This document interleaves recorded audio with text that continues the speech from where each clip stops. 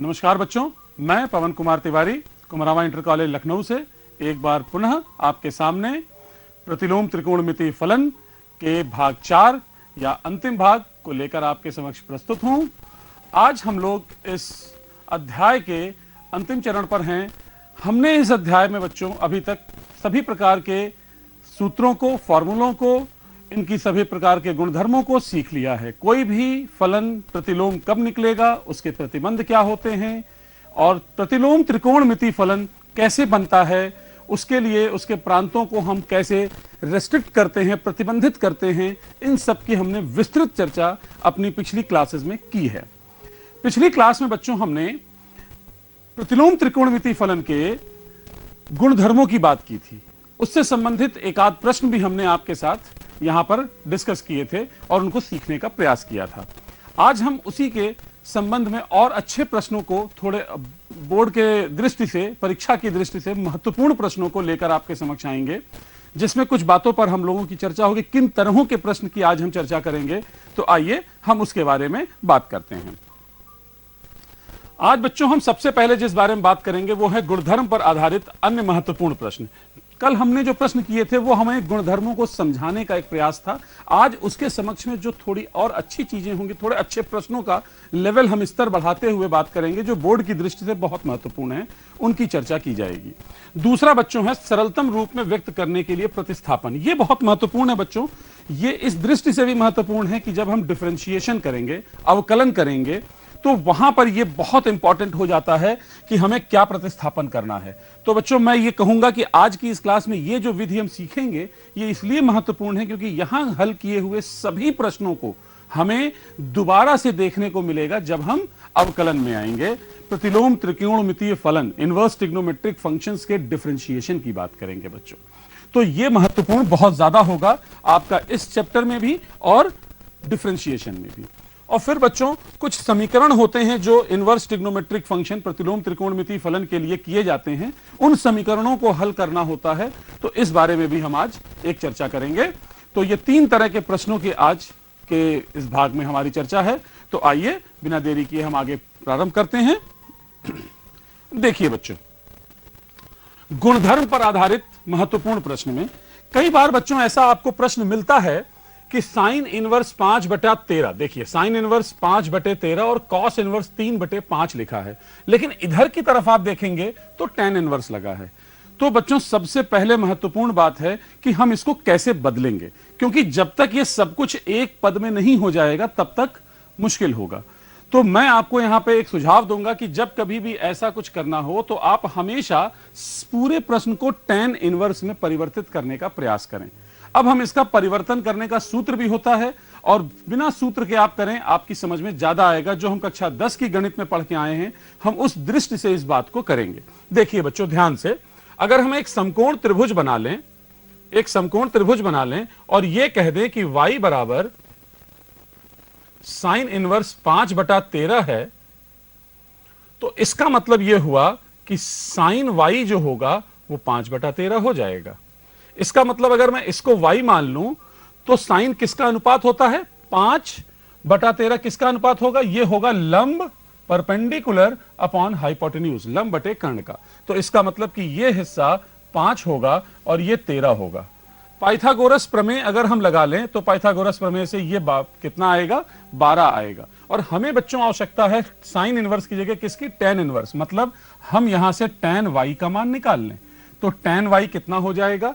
tan y होता है लंब बटे कर्ण, आधार मतलब परपेंडिकुलर अपॉन बेस, तो 5/12 आएगा। इसका मतलब y का मान कितना हो जाएगा? tan inverse 5/12। इसका मतलब यह है कि ये वाला मान और ये वाला मान समान है। मैं इसकी जगह पर ये लिख सकता हूं। ठीक है बच्चों। इसी प्रकार से अगर मैं एक अन्य त्रिभुज बनाऊं और मैं अब कह दूं इसको मैं कुछ मान लूं, मान लीजिए मैंने कहा cos इनवर्स 3/5, इसको मैं z मान लूं, तो इसका मतलब हुआ बच्चों कि cos z जो है वो 3/5 है। आप एक त्रिभुज बनाइए, समकोण त्रिभुज, इसमें z लिखिए, आधार बटे कर्ण होता है तो ये आधार होगा, ये कर्ण होगा और ये 4 आ जाएगा। ठीक है बच्चों, ये 4 आ जाएगा। इसका मतलब कि अब tan z का जब आप मान निकालेंगे तो वो कितना होगा, 4/3 होगा। इसका मतलब ये हुआ कि z बराबर tan इनवर्स 4/3 आएगा। अब आप कह सकते हैं कि ये मान और ये मान समान है, तो हमारा जो इसका बायां पक्ष है बच्चों, लेफ्ट हैंड साइड, इसको हम लोग क्या करें, देखिए सबसे पहले लिखा था साइन इनवर्स 5/13, उसकी जगह हम क्या लिख सकते हैं, tan इनवर्स 5/12। तो इसको आप लिख दीजिए tan इनवर्स 5/12।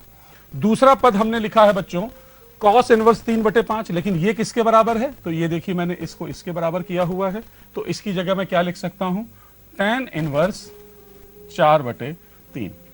ठीक है बच्चों। अब क्या है, यहां से जब आप प्रश्न को लेंगे तो अब हमारे पास सीधा सा सूत्र जो हमने कल सीखा है, tan इनवर्स, ये हमने कल आपको बताया था, tan inverse x plus tan inverse y equal to tan inverse x plus y upon 1 minus xy। इस सूत्र का प्रयोग बच्चों हम अगर कर लें, इस सूत्र का प्रयोग अगर हम कर लें तो ये क्या बन जाएगा, देखिए कितना आसानी से ये होगा, tan इनवर्स ब्रैकेट 5/12 प्लस 4/3 बटे 1 माइनस 5/12 गुणे 4/3। ठीक है बच्चों। अब आप इसको हल करें तो बहुत आसानी से यह हल होगा, और क्या मिलेगा देखिए, ऊपर आप अगर एलसीएम लेंगे तो ये 36 हो जाएगा, और आपको मिल जाएगा 15 प्लस 48, नीचे आप लिखेंगे तो 36 माइनस 20/36। ये 36 से 36 कट गया, आप इसको जोड़ दें तो ये ऊपर कितना हो जाएगा बच्चों, tan इनवर्स 48 और 15 को जोड़ेंगे 63, और 36 में से 20 जाएगा 16, और देखिए आपका जो दाहिना पक्ष है, ये देखिए दायां पक्ष कितना है, यही है। तो इस प्रकार ये प्रश्न सिद्ध हो जाएगा। तो जब कभी आपको प्रश्न में ये मिले कि एक पद साइन का है, एक पद कॉस का है, एक पद tan का है, तो पूरे प्रश्न को tan इनवर्स में बदल लेने से हमारा प्रश्न आसान हो जाएगा और सूत्र आसानी से याद है उसका। आइए बच्चों एक और हम प्रश्न करते हैं, और यह प्रश्न बच्चों प्रतियोगी परीक्षाओं के दृष्टि से भी बड़ा महत्वपूर्ण है और बोर्ड परीक्षा की दृष्टि से भी बहुत महत्वपूर्ण है। इसमें एक छोटा सा पॉइंट है, उसको मुझे ध्यान रखना है। मैं इस प्रश्न को उतारता हूं आपके सामने और फिर उसके बाद हम हल करते हैं। tan inverse 1 plus tan inverse 2 plus tan inverse 3, और पूछा जा रहा है इसका मान कितना है। बच्चों ज्यादातर जो बच्चे आएंगे वो इसका मान 0 निकालते हैं। मैं बताता हूं कैसे आएगा, देखिएगा। tan इनवर्स 1, ये तो आप कह सकते हैं कि π/4 होगा। tan का मान 1 कब होता है, जब कोण 45 का हो, तो ये tan इनवर्स 1 हो गया। लेकिन इसमें हम लोग सूत्र वही लगाएंगे जो अभी मैंने आपको बताया, tan inverse x plus y upon 1 minus xy। ये किसके बराबर होता है, ये होता है tan inverse x plus tan inverse y। लेकिन कल बच्चों मैंने आपको बताया था कि ये सूत्र तभी संभव है जब x गुणे y 1 से कम हो, 1 से कम हो। यहां पर x की जगह 2 है और y की जगह 3 है, और अगर मैं 2 गुणा 3 करूं तो ये 6 आएगा, और 6 1 से बड़ा है। इसका मतलब ये सूत्र नहीं लगेगा। तो इस सूत्र में एक परिवर्तन आपको करना है, जो इसी प्रश्न के लिए मैंने कल इसके बारे में डिस्कशन नहीं किया था। आज अपने उस चीज को आप नोट करें, अलग से नोट डालिए अपनी कॉपी पे और लिखिए कि tan inverse x plus tan inverse y equal to pi minus tan inverse x plus y upon 1 minus xy होगा। यदि, कब होगा, यदि x गुणे y का मान 1 से ज्यादा हो। तो यहां पर क्योंकि x गुणे y आप देख रहे हैं 1 से ज्यादा हो गया है, इसलिए सूत्र क्या लगेगा, पाई माइनस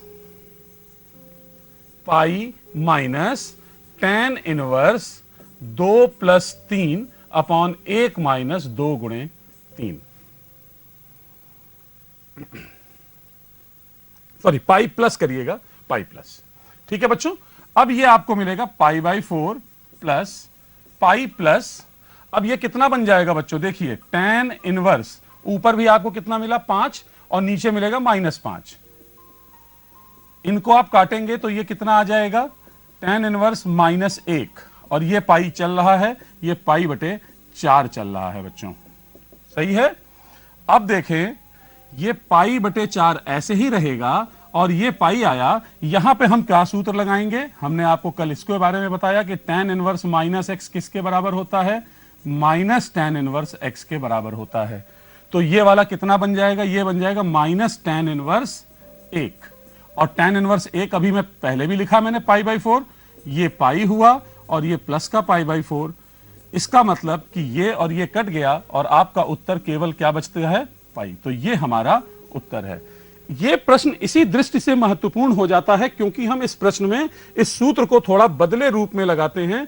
तो बच्चों इस नोट डाल के इस बात को जरूर अपने पास लिख लें क्योंकि ये सबसे महत्वपूर्ण इसका सूत्र होगा।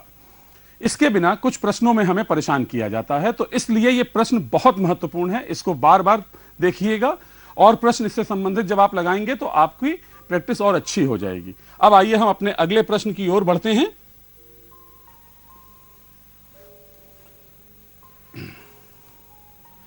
देखिए बच्चों, अब हमारा अगला है सरलतम रूप में व्यक्त करने संबंधी प्रश्न।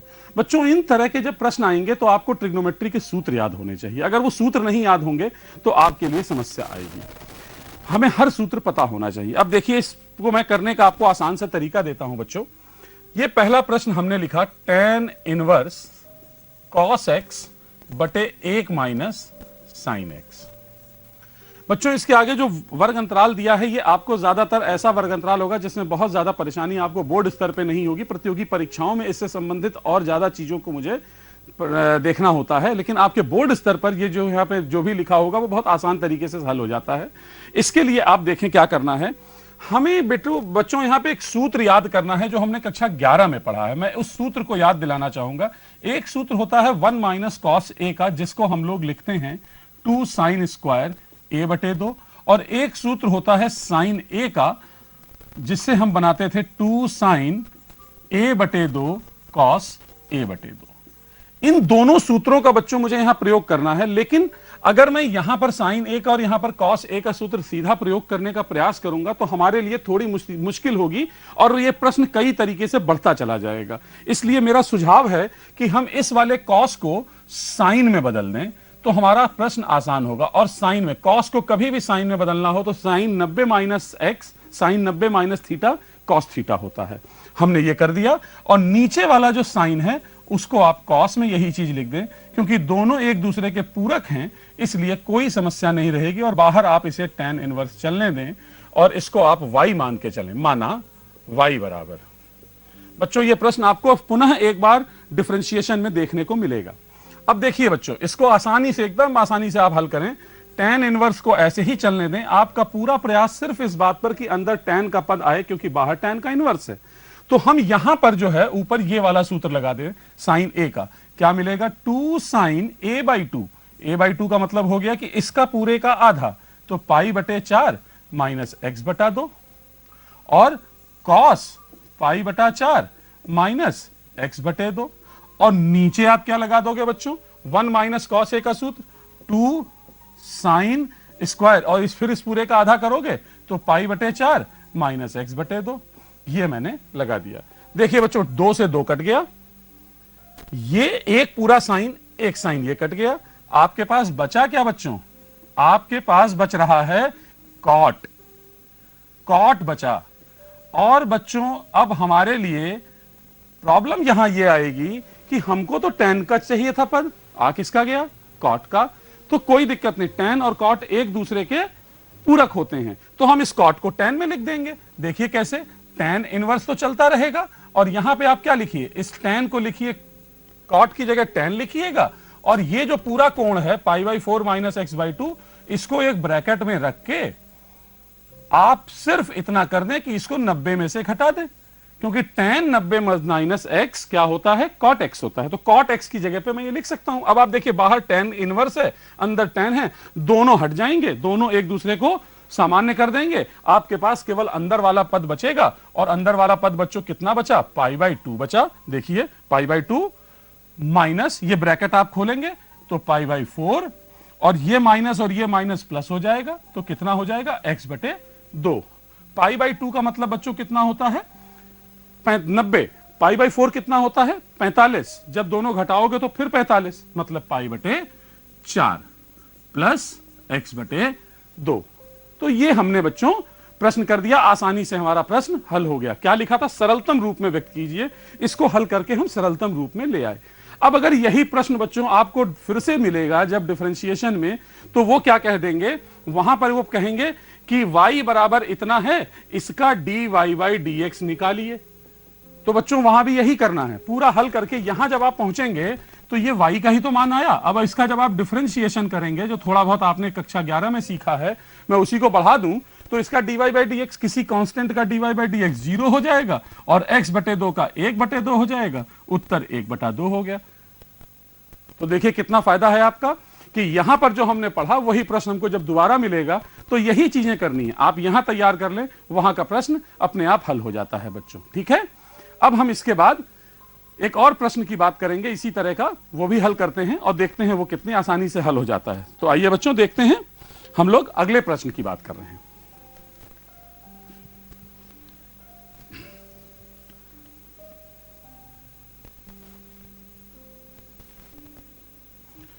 देखिए बच्चों, अब इसका जो दूसरा भाग प्रश्न है उसमें देखिए कितना आसानी से लिखा है।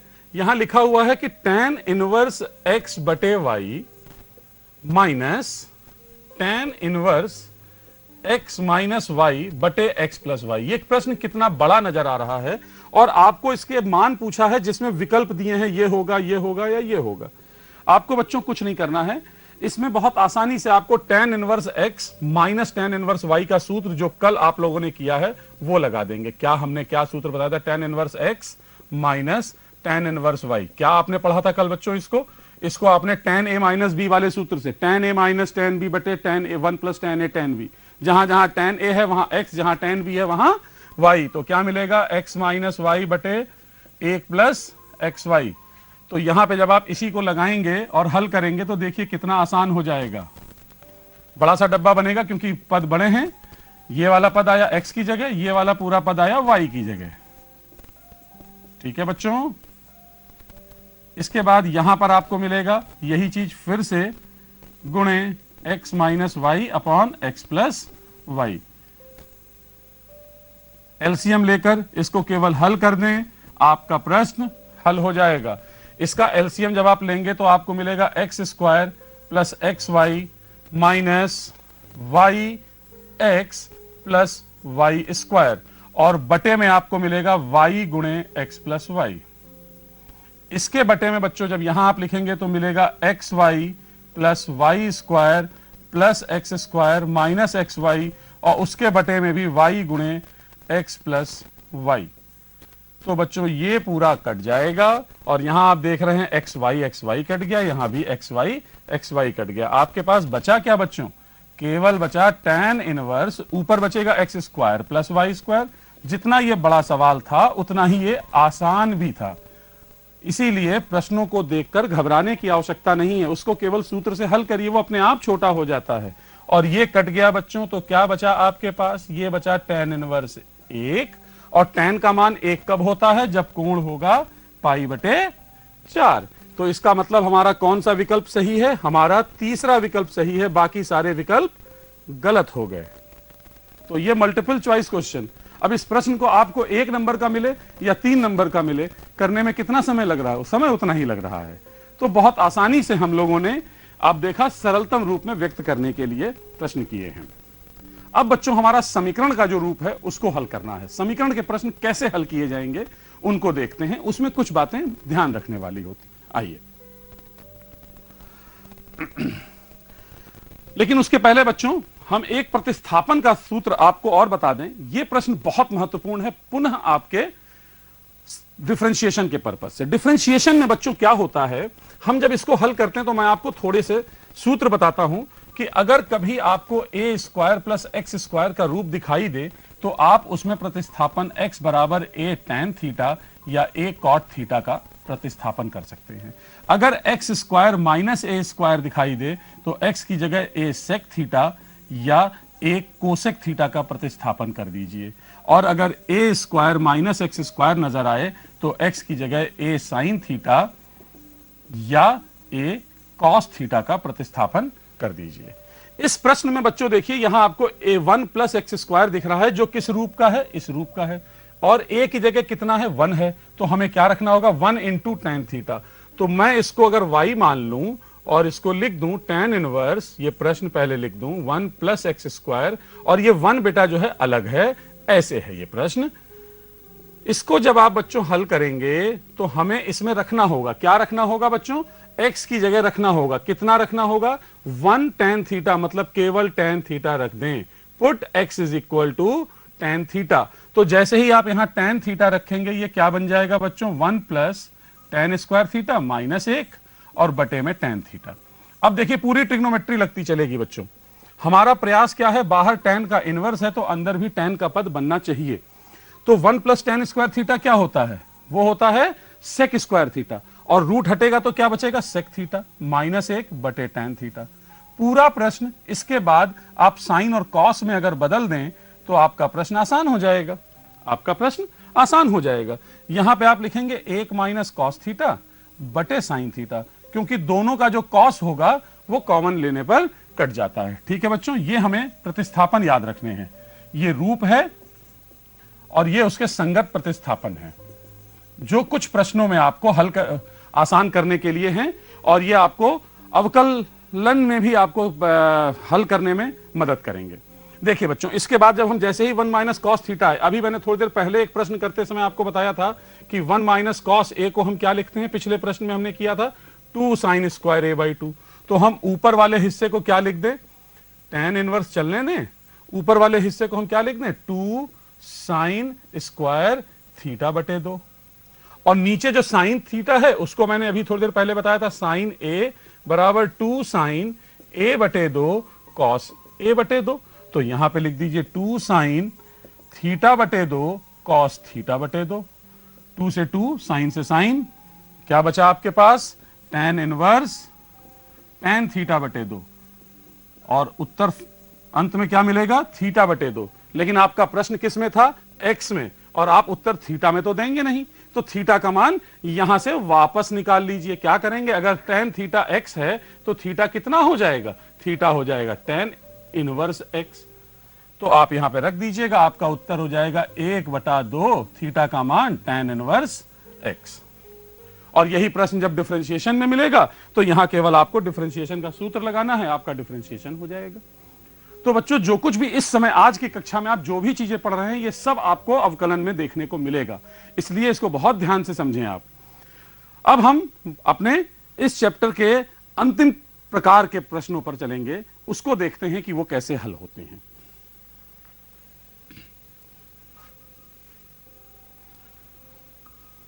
tan inverse 2x plus tan inverse 3x बराबर पाई बटे 4। समीकरण हल करना बच्चों, समीकरण का मतलब होता है जिस राशि में वो प्रश्न दिया है उस राशि का मान निकालिए। तो राशि का मान हम कैसे निकालें, देखिए कितना आसान है। यहां पर बाएं पक्ष में, यहां पे सिद्ध नहीं करना है, इसलिए बायां और दायां साथ में चलेगा। तो आप इसमें कौन सा सूत्र लगाएंगे, हम बहुत देर से बार बार इस सूत्र को लगा रहे हैं। कौन सा सूत्र है, tan inverse x plus tan inverse y का क्या होता है बच्चों, ये होता है tan inverse x plus y upon 1 minus x गुणे वाई, और इधर पाई बटे 4 चलने देंगे। अब ये ऊपर देखिए बच्चों बन गया 5x, नीचे बन गया 6x का स्क्वायर, और ये tan इनवर्स इधर की बजाय यहां ले आइए तो ये tan पाई बटे 4 बन जाएगा बच्चों। अब tan पाई बटे 4 का मान कितना होता है, tan पाई बटे 4 का मान कितना होता है, पाई बटे 4 का मतलब होता है 45, और tan 45 1 होता है, तो तिर्यक गुणा कर दीजिए, ये आपको ये मिलेगा। और सारे पदों को एक तरफ जब आप लाएंगे तो आपको एक द्विघात समीकरण प्राप्त होगा, जिसको कि आप गुणनखंड विधि से भी हल कर सकते हैं और जिसको आप श्रीधराचार्य सूत्र से भी हल कर सकते हैं। तो हम इसके अगर गुणनखंड कर लें तो हमारे पास आसानी से गुणनखंड हो जाएगा बच्चों 6x और माइनस x माइनस 1 बराबर 0। यहां से आप 6x बाहर निकालिए तो इसके जो गुणनखंड होंगे वो ये आ जाएंगे, और आप कह देंगे कि x के दो मान आएंगे, एक आएगा 1/6 और एक आएगा अथवा x बराबर -1। बहुत से बच्चे प्रश्न को यहीं पे छोड़ देते हैं और कहते हैं कि हमारा प्रश्न हल हो गया, कि x के जो दो मान आए। इसीलिए यह प्रश्न महत्वपूर्ण है बच्चों कि जो भी x का मान आएगा उस x के मान को हमें समीकरण में रख के हल कर को देखना होगा, जांच करनी होगी। तो अगर मैं इसमें -1 को यहां रख दूं तो जरा आप सोचिए कि ये वाला पद क्या बन जाएगा। जैसे ही आप इस जगह पे रखेंगे आपको ये मिलेगा tan इनवर्स -2 और यहां रखेंगे तो आपको मिलेगा tan इनवर्स -3। और इसको हल करने पर उत्तर आपको प्लस में नहीं मिलेगा बच्चों, आपको उत्तर माइनस में मिलेगा, और जबकि दाहिना पक्ष आपका क्या है, प्लस में है। इसलिए आपका ये वाला जो मान है वो संभव नहीं है, नॉट पॉसिबल, संभव नहीं है। क्यों संभव नहीं है? क्योंकि यहां इसके आगे लिख देंगे असंभव है, ये संभव नहीं है क्योंकि x बराबर -1 रखने पर प्रश्न के दाएं और बाएं पक्ष एक दूसरे को संतुष्ट नहीं करते हैं, सेटिस्फाई नहीं करते हैं, इसलिए नहीं होगा। अतः आखिरी में आप अपनी बात को कहेंगे, अतः x बराबर 1/6, केवल यही इसका एक उत्तर होगा। दूसरा वाला उत्तर संभव नहीं है। इसलिए नहीं है क्योंकि वो इस प्रश्न के समीकरण को संतुष्ट नहीं करता है। समझ में आ रही है बात बच्चों? अब आप इसके बाद जब हम चलेंगे तो एक और प्रश्न इसी के ऊपर करते हैं, वो भी समीकरण हल करते हैं, ठीक है। मैं उसके संबंध में थोड़ी सी चर्चा आपसे करता हूं, बहुत आसानी से आप उसे कर लेंगे। देखिए यहां पे बच्चों केवल आपको एक सूत्र लगाना है। कौन सा लगाना है? 2 tan इनवर्स x का। 2 tan इनवर्स x का एक सूत्र होता है tan इनवर्स 2x। कल हमने इस बारे में बहुत विस्तृत रूप से चर्चा की थी। जब आप उसको यहां लगाएंगे तो ये क्या मिल जाएगा आपको? ये मिलेगा, बायां पक्ष आपको मिलेगा tan इनवर्स 2 cos x बटे 1 माइनस cos स्क्वायर x। और इधर तो आपका tan इनवर्स चल ही रहा है, और cosec x है उसको आप sin x लिख सकते हैं क्योंकि वो sin का व्युत्क्रम होता है। tan इनवर्स हट गया, आपके पास बचा 2 cos x और ये बचा sin स्क्वायर x, और इधर 2 बटा sin x। आप कह सकते हैं sin हट जाएगा, 2 से 2 कट जाएगा, क्या बचा? cot x बराबर 1, मतलब x का मान कितना हुआ? π/4।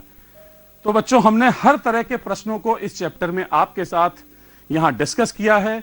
उम्मीद है कि आपने अपने हर तरह के प्रश्नों को पिछले सभी कक्षाओं को देखते हुए, लेक्चर्स को सुनते हुए आपके हर तरह की समस्या दूर हुई होगी, और आप इसके पुनः अभ्यास करें। एनसीईआरटी की अपनी पुस्तक में दिए हुए प्रत्येक उदाहरण और सभी प्रश्नों को हल करें और उसको बहुत ढंग से प्रैक्टिस करें। बोर्ड परीक्षा और प्रतियोगी परीक्षा दोनों की दृष्टि से ये एक महत्वपूर्ण प्रश्न है, महत्वपूर्ण अध्याय है, इसलिए इसको आप तैयार करें। और फिर हम बहुत जल्द ही आपके साथ यहां उपस्थित होंगे अपने अगले चैप्टर के साथ, और तब तक के लिए धन्यवाद। Thank you.